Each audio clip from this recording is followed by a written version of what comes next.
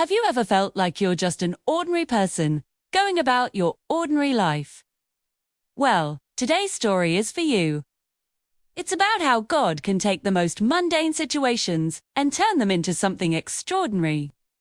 Let's travel back in time to ancient Israel, to a man named Kish from the tribe of Benjamin. Kish was a man of standing, and he had a son named Saul, who was not only handsome, but also stood head and shoulders above everyone else. One day, some of Kish's donkeys wandered off and got lost. A simple, everyday problem, right? Kish turned to his son Saul and said, "Take one of the servants with you and go look for the donkeys." So, Saul and the servants set off.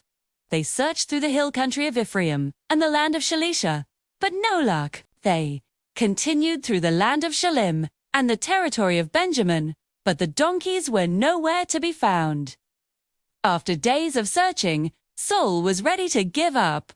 He told his servant, "Let's go back, or my father will stop worrying about the donkeys and start worrying about us." But the servant had an idea. He said, "Wait, town, there's a man of God, a seer, too. He's highly respected, and everything he says comes true. Let's go to him. Maybe he can tell us which way to go." Saul agreed, and they headed into the town to find the seer, whose name was Samuel.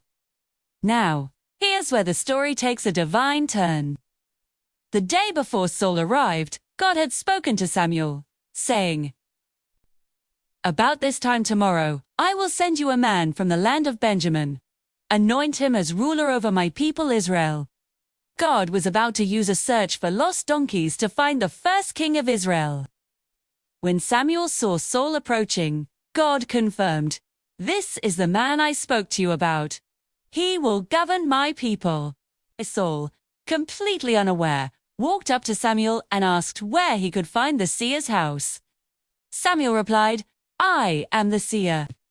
He invited Saul to a special meal and told him not to worry about the donkeys because they had already been found.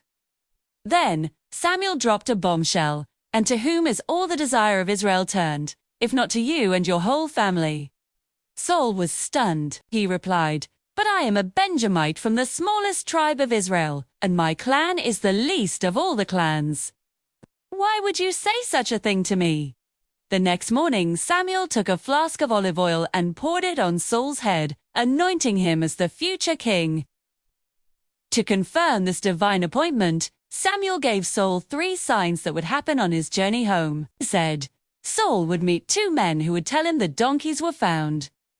Then, he would meet 3 men going to worship God, who would offer him bread. Finally, he would encounter a group of prophets, and the Spirit of God would come upon him, and he would prophesy with them, becoming a changed man. And guess what?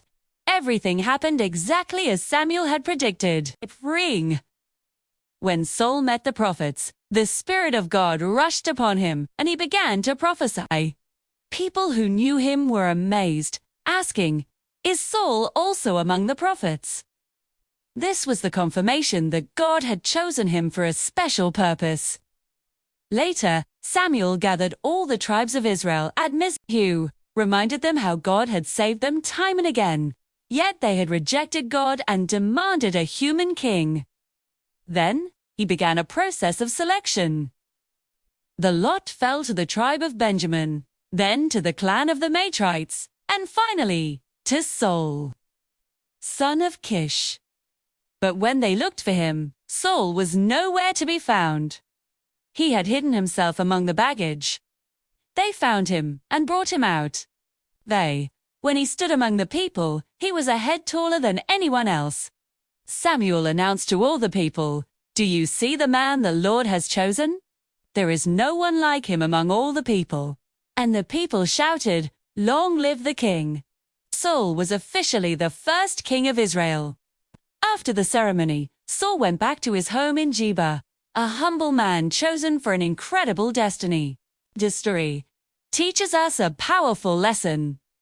God can use ordinary people and unexpected, everyday circumstances, like searching for lost donkeys, to achieve his extraordinary purposes. You might feel like you're just going through the motions. But you never know when God is preparing you for something greater. Your lost donkey moment could be the very thing that leads you to your divine calling.